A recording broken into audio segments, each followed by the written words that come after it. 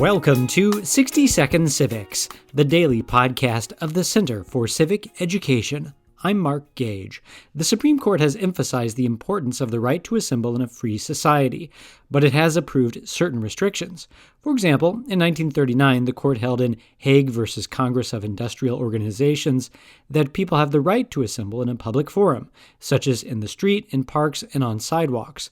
But government is responsible for ensuring that demonstrations remain peaceful and do not endanger community safety or unreasonably inconvenience the public.